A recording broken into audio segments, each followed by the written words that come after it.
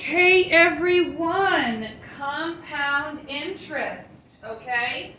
We're already familiar with simple interest, okay, which is I equals PRT, the principal times the rate times the time. We're already familiar with that, and we need to know that that is on our algebra reference sheet.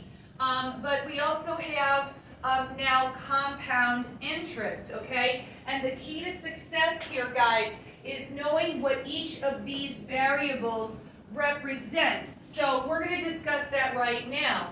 Okay, so our A, and everyone write this down, you're writing as I'm writing, okay? The A represents the total amount. The P represents the money in the account, or the principal, the money that you deposited into the account. Okay, and then the rate, the R, represents your interest rate. Okay, so put your percent symbol there. Okay, and then your N represents the number of times your money is compounded in a year's time. Okay, and then obviously, so we can say number of times your money is compounded. Okay, and then T stands for time. All right, so that's pretty simple. So we know that we're using the N here, okay, twice in our formula, okay? And so what is the N number of times compounded? Well, if it's annually, if it says annually, that's one time, okay? If it says semi-annually, okay, it's compounded 2 times per year. If it says quarterly, okay, that's 4 times per year. And then if it says monthly, obviously, we have 12 months in a year, okay? So that would mean that if it was compounded monthly, we would put the number 12 here and here, okay? So now that we know all of that, we're going to identify each of these values in our question here.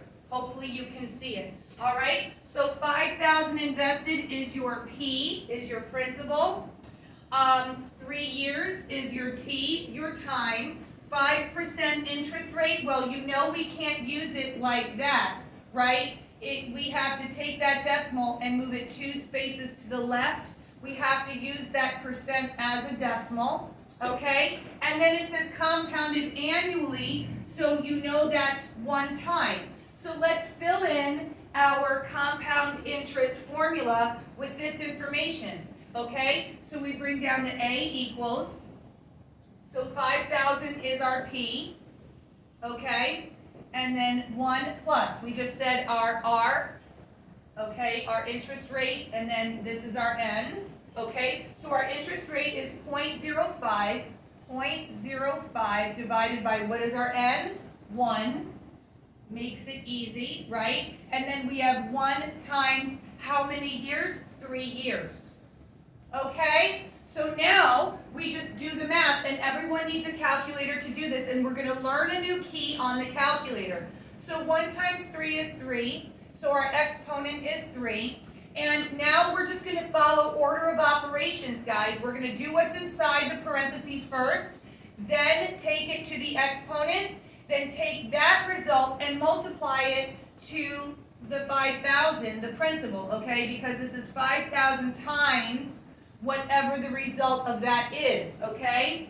So this makes the fact that we have a denominator of 1 makes it very easy, because anything divided by 1 is itself. So 0.05 divided by 1 is 0.05. So I'm just going to erase and replace, okay? 0.05, right? And then 1 plus 0.05 is 1.05. Pretty easy, right? And now this is where we're going to learn our exponent key. We're going to take this 1.05, so let's punch that in the calculator. 1.05. We're going to hit the y raised to the exponent key, which is right above your division key. your y to the exponent, then hit 3, which is our exponent, hit enter. And you've got your result, which is 1.157625. Okay, let's not touch the calculator. We've got our result in our calculator. You're going to take that result and multiply it to your principal, because whatever the result of this is gets multiplied to the 5,000. So you're going to hit times and then hit 5,000. Okay, enter. And the final answer is, the total amount is $55,788.13. And that is your result. Okay? So we're going to do some examples in class, but I'll go ahead and move up the next example for you. Okay, you've already written all of this down, so I can erase it now.